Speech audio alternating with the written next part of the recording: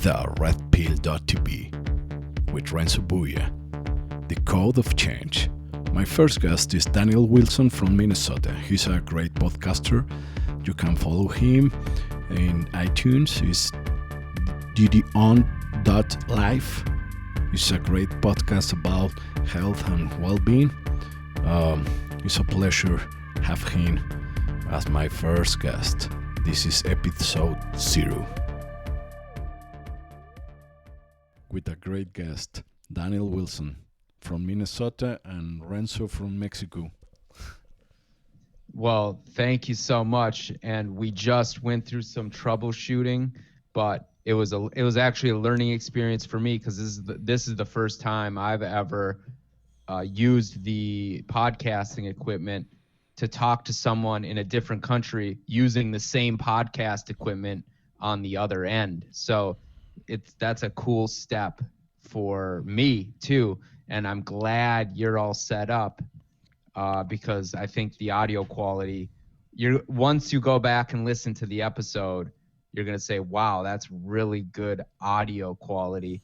And to me, I think audio quality is just so important. I would rather have terrible video quality with great audio quality, because as far as like, I listen to YouTube at night, but I don't watch YouTube. I just listen to the lectures and things. So having high quality audio, it gets people in. It allows them to listen to the whole thing because it's a pleasant experience. And I think we're both doing the right thing with these Zoom H6s. So I'm super excited that you got that equipment. But that was just one step because I know you have a lot to say. I mean, yeah, you were, when you came to me last week, you were pretty motivated to get set up to start, doing this podcast. So I assumed I was super happy to help because I knew you wanted to do it, and I knew you were serious with just how you came at me with it. And so I'm super excited to hear the title of the show, The Red Pill. I think I get it. I'm super excited to hear your take on these issues because if it's what I think it's going to be about, I'm excited to hear what you have to say about these topics. And I think, are you going to do a Espanol episode as well? Very good question. I know that I have troubles with my English in the course. I suffer, but now I am really practice my pronunciation with that app. Yep. I'm learning because I want to interview people around the world. I don't want to stay just in Spanish. I know that I'm gonna lose a lot of audience if I made in just in English, but at the same time I'm gonna earn a lot of people, the guests in English. No, is the language that is for around the world. Right. If I want to interview someone from Japan, I can't speak in Spanish. I have to speak in English. If I want someone from Italy, I can speak Italian, no? But I have to make the interview not in Spanish. This is a reason for me will be a big effort to do this podcast in English, but I am practice every day my pronunciation and my language. Hey, you sound great. You sound great on my end. I've never had to do that. I mean, the whole course, we took a course together and it was all in English, and you were on my team and you did the whole thing in English. And it was like, I can't imagine. It's extra weight on your shoulders for sure. It's extra weight on your shoulders. But at the end of the day, that extra weight is going to make you stronger in general, I think. And I completely agree with you. It is. The one thing is you can talk to Omina, my partner Omina. She's from Japan and she Okay. speaks Spanish. Oh, She speaks and she was in Mexico City just last year. hola. Can you say talk in Spanish? Bueno, yo no te puedo oír porque los cascos los tiene él, pero te saludo. No, mucho Encantado. gusto. Encantado también.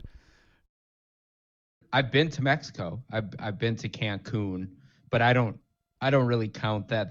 It was so touristy, and it was mostly Americans there. It was mostly Americans there when I was there, except for the business owners who were native Mexicans.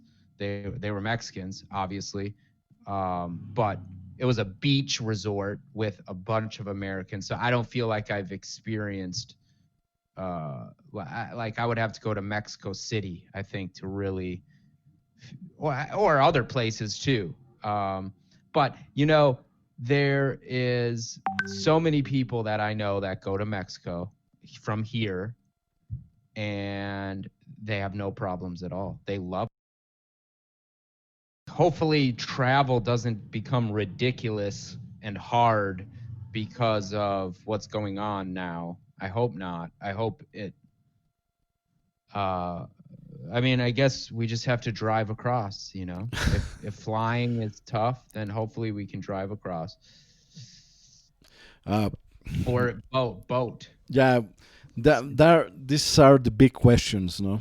From the moment we're talking about make travels, but is the big question when and how, no?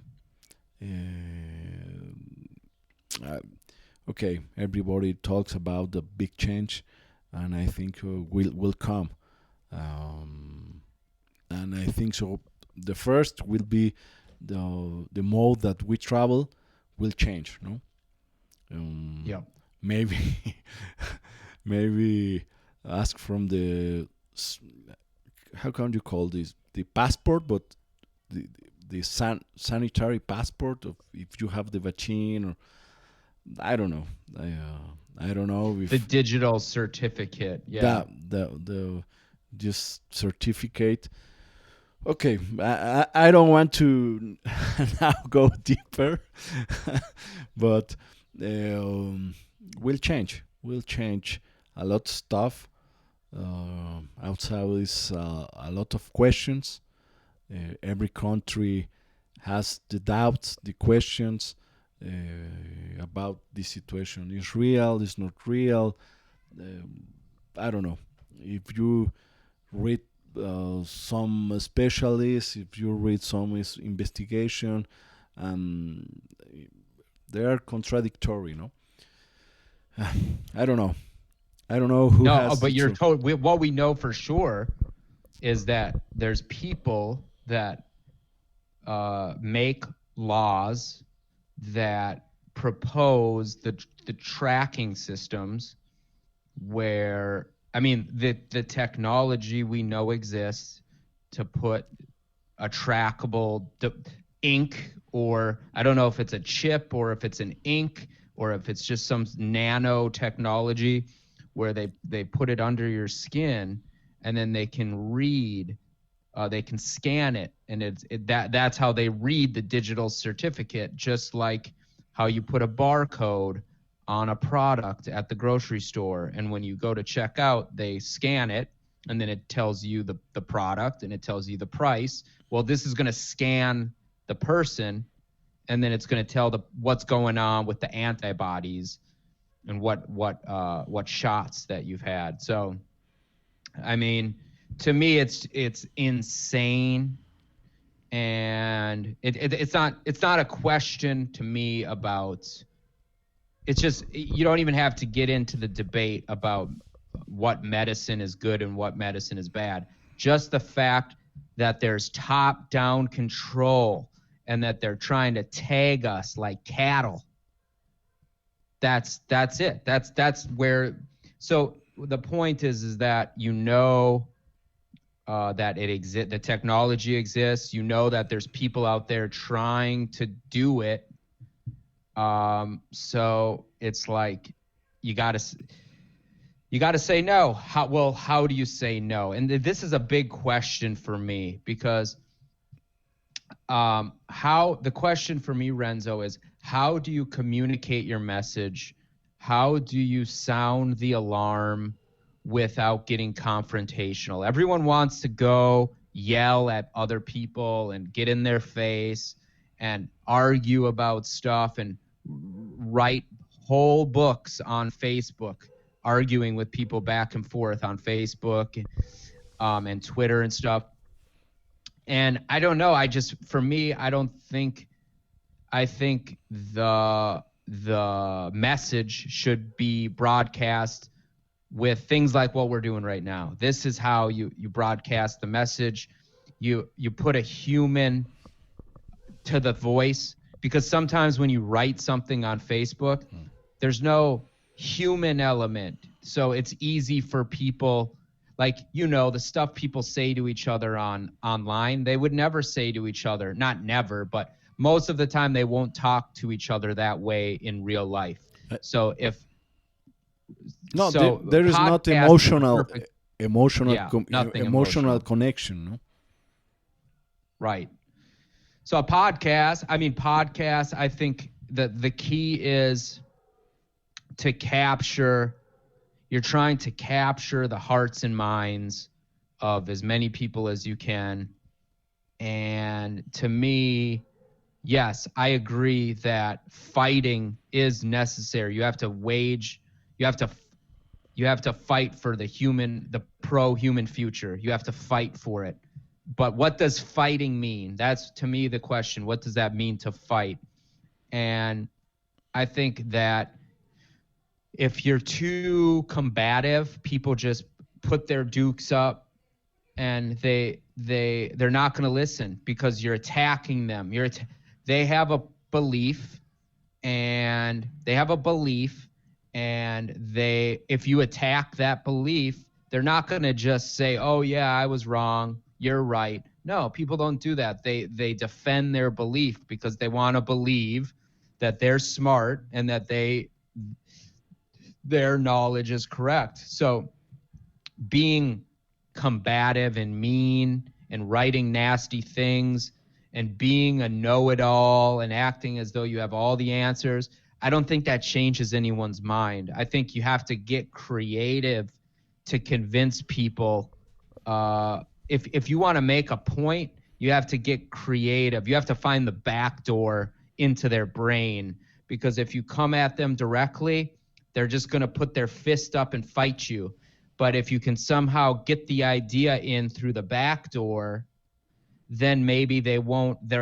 It's like in warfare, they talk about direct warfare, and then they talk about the flank maneuver, where you have a line of soldiers on one side and a line of soldiers on the other side, and then they just run at each other and they just smash into each other.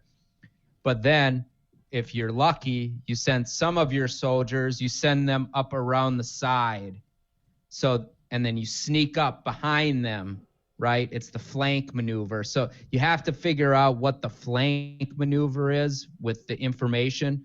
But yeah, I'm ranting, Renzo. What do you think of that? You think it's you got to find the back door with these ideas. And I think if people generally, it all goes back to emotion. It all goes back to emotion because Edward Bernays, he wrote the book, The Propaganda. He wrote the book Propaganda, and there's a great documentary about him. It's on YouTube called The Century of the Self. And he was the nephew of Sigmund Freud, and he was the father of mass marketing. I think that's how they describe him. And he worked for a bunch of corporations to sell their products. And he used his uncle Sigmund Freud's research to sell things, to sell ideas and to sell products. And he found that the key here with his work, like there's a whole 6-hour documentary, so for me, what it all boils down to is people don't make decisions based on their logic, even though they have logic. They make decisions based on their emotions. Most of the decisions they make is an emotional decision. So that's why corporations, and they want to use emotions to sell